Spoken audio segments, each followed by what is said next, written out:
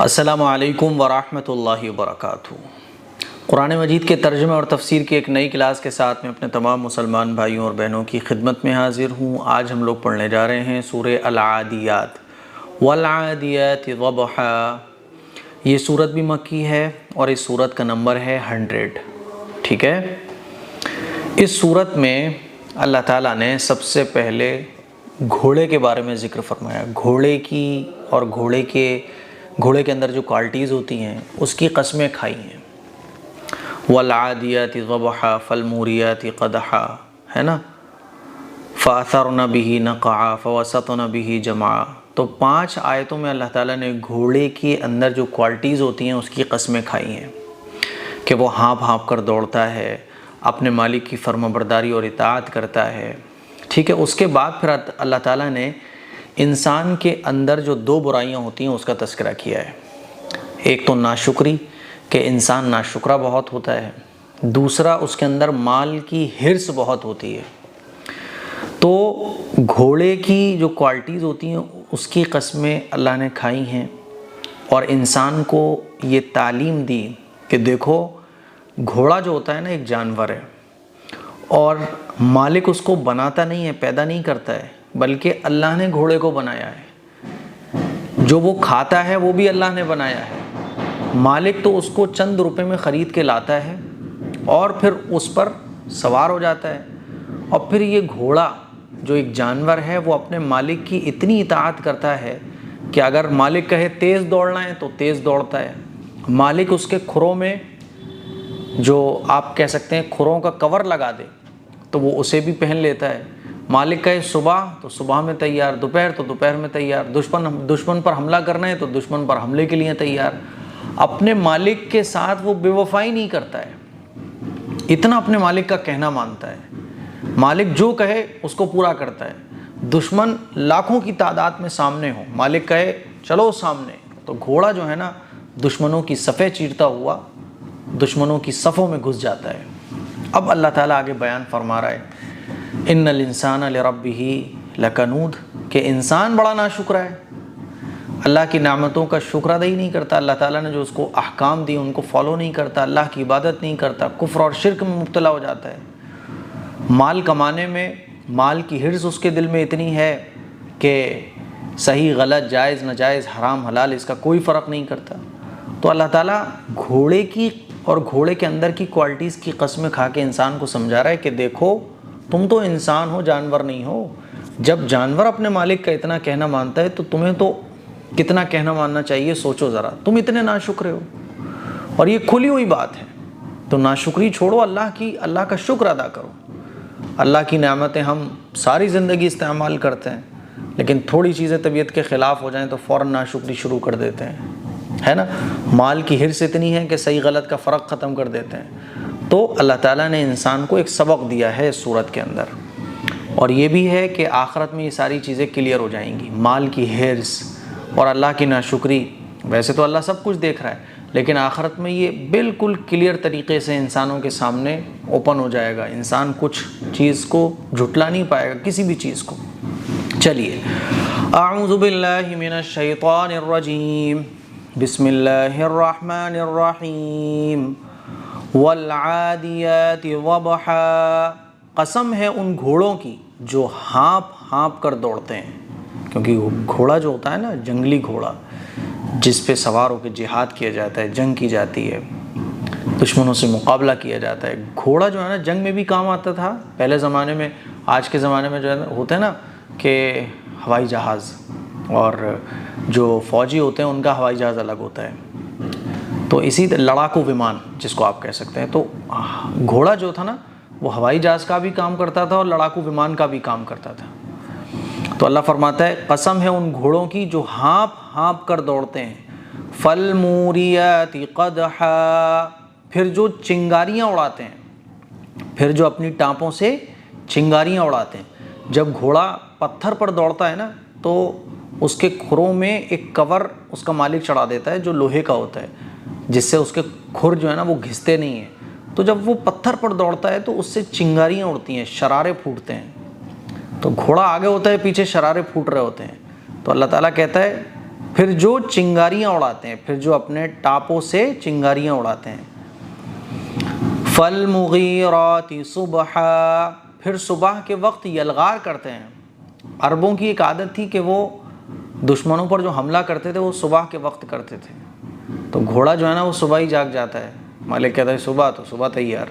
تو اللہ فرماتا ہے کہ وہ صبح کے وقت یلغار کرتے ہیں. گھوڑا اپنے مالک کا اتنا کہنا مانتا ہے کہ صبح کے وقت مالک کہے تو صبح بھی اڑ جاتا ہے.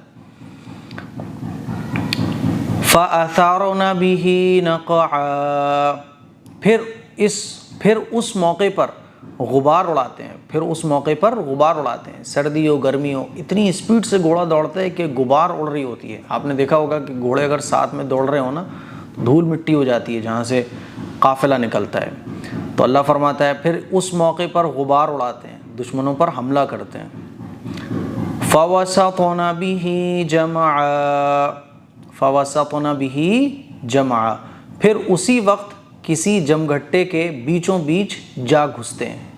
پھر اسی وقت کسی جمگھٹے میں بیچوں بیچ جا گھستے ہیں. یعنی مالک کہتا ہے کہ دشمن ہے سامنے، دشمنوں کا لشکر ہے، جتھا ہے، جمگھٹا ہے. تو گھوڑے کو مالک حکم دیتا ہے کہ گھس جاؤ بیچ میں. تو گھوڑا اس کی پرواہ نہیں کرتا کہ اس کا کیا ہوگا، وہ مالک کے کہنے کو مانتا ہے. تو یہ گھوڑے کی کوالٹیز کی اللہ تعالیٰ نے قسمیں کھائیں. اب آگے 5 آیتوں کے بعد اللہ فرماتا ہے ان الانسان لربه لکنود، کہ انسان اپنے پروردگار کا بڑا ناشکرا ہے. جانور تو اتنا کہنا مان رہا ہے، لیکن انسان اپنے رب کا بڑا ناشکرا ہے. وَإِنَّهُ عَلَى ذَلِكَ لَشَهِيدٌ، کیسے ناشکرا ہے؟ تو اللہ تعالیٰ آگے فرماتا ہے اور وہ خود اس بات کا گواہ ہے. یعنی انسان اگر اپنے اندر غور کرے تو اسے پتہ چلے گا کہ ہاں انسان بڑا ناشکرا ہے. تھوڑی سی بیماری آ جائے، تھوڑی سی پریشانی آ جائے، ارے یار میری تو قسمت ہی پھوٹی ہے، اے یار میرا تو مقدر ہی خراب ہے نا. تو اللہ نے فرمایا کہ اس کی دلیل کیا ہے کہ انسان بہت ناشکرا ہے، کہ وہ خود اس بات کا گواہ ہے. انسان اگر تھوڑا سا غور کرے تو اسے پتہ چلے گا کہ ہاں بھائی یار میں اللہ کی بڑی ناشکری کرتا ہوں. تو انسان ہمیشہ ناشکری کرتا ہے کیونکہ وہ اپنے سے اوپر والے کو دیکھ رہا ہوتا ہے. ناشکری سے بچنے کے لیے ہمیشہ اپنے سے نیچے والے کو دیکھو دنیا کے معاملے میں. تو اللہ فرماتا ہے وَإِنَّهُ عَلَى ذَلِكَ لَشَهِيدٌ، اور وہ خود اس بات کا گواہ ہے. وَإِنَّهُ لِحُبِّ الْخَيْرِ لَشَدِيدٌ، اور حقیقت یہ ہے کہ وہ مال کی محبت میں بہت پکا ہے. اور حقیقت یہ ہے کہ وہ مال کی محبت میں بہت پکا ہے. آگے اللہ فرماتا ہے افلا يعلم اذا بعثر ما في القبور، بھلا کیا وہ وقت اسے معلوم نہیں ہے جب قبروں میں جو کچھ ہے اسے باہر بکھیر دیا جائے گا. اللہ فرماتا ہے کیا اسے وہ وقت معلوم نہیں ہے کہ جب قبروں میں جو بھی کچھ ہے وہ باہر بکھیر دیا جائے گا. پچھلی سورت کی تفسیر میں آپ لوگوں نے پڑھا تھا کہ زمین اپنے اندر کی ساری چیزوں کو اگل دے گی.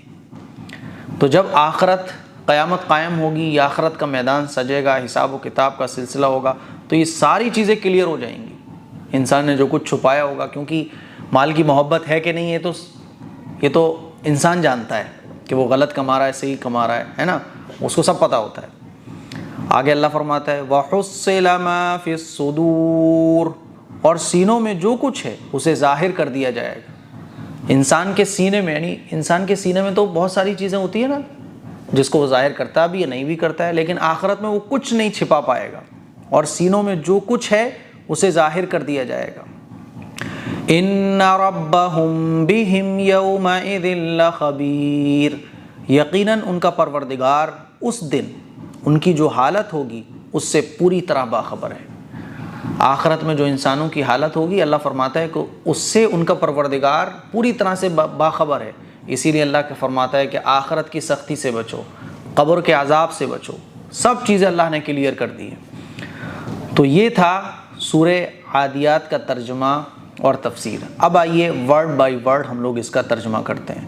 والعادیات، قسم ہے تیز دوڑنے والے گھوڑوں کی، ذبحا جو ہانپتے ہوئے دوڑتے ہیں، فالموریات پھر آگ سلگانے والوں کی، قدحا ٹاپ مار کر، فالموریاتی جو چنگاریاں چھوڑتے ہیں، قدحا اپنی ٹاپوں سے، ٹھیک ہے، فالمغیراتی پھر وہ دشمنوں پر حملہ کرتے ہیں، صبح کے وقت، فاثرن تو وہ اڑاتے ہیں، بھی دوڑ کر، نقعا غبار دھول مٹی ہے نا، تو وہ دوڑتے ہوئے دھول مٹی کو اڑاتے ہیں، فوسطن پھر وہ دشمنوں کے بیچ میں جا کر، بھی دوڑ کر، جمعا مجمع میں یعنی دشمنوں کے مجمع میں، فوسطن تو وہ درمیان میں پہنچ جانے والوں کی، دوڑ کر، جمعا مجمع کے یعنی دشمنوں کی صفوں میں گھس کر جو ہے نا وہ دشمنوں سے مقابلہ کرتے ہیں۔ ان الانسان بے شک انسان، لربہ اپنے رب کا، لکنود یقیناً ناشکرا ہے، وانہ اور بے شک وہ، علی ذالک اس پر، لشہید گواہ ہے، وانہ لحب اور بے شک وہ محبت میں، خیری بھلائی کی، بھلائی یہاں مراد ہے مال، لشدید بہت سخت ہے، افلا یعلم تو کیا وہ نہیں جانتا،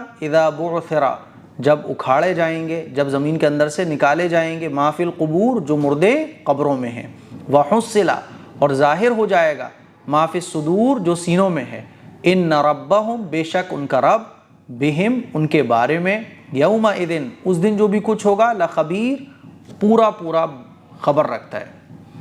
یہ ورڈ بائی ورڈ ترجمہ ہے۔ دیکھیں عربی کا جب ورڈ بائی ورڈ ترجمہ کریں گے نا تو جیسے انگلش کا ہوتا ہے نا کچھ ٹیڑھا میڑھا سا، ایسے ہی ہوگا، کیونکہ ہر زبان کا اپنا ایک الگ انداز ہوتا ہے، تو ہم ورڈ بائی ورڈ ترجمہ بالکل ایسے نہیں کر سکتے جیسے ہم اردو بولتے ہیں، ٹھیک ہے، تو یہ میں ورڈ بائی ورڈ ترجمہ اس لیے کرا دیتا ہوں تاکہ آپ کو ایک آئیڈیا لگ جائے کہ اس ورڈ کا یہ ترجمہ ہے، اس ورڈ کا یہ ترجمہ ہے۔ مجھے امید ہے کہ اس صورت کا ترجمہ اور تفسیر آپ کو سمجھ میں آ گیا ہوگا۔ اس کلپ کو شیئر کریں، دوسروں تک پہنچائیں۔ السلام علیکم ورحمۃ اللہ وبرکاتہ۔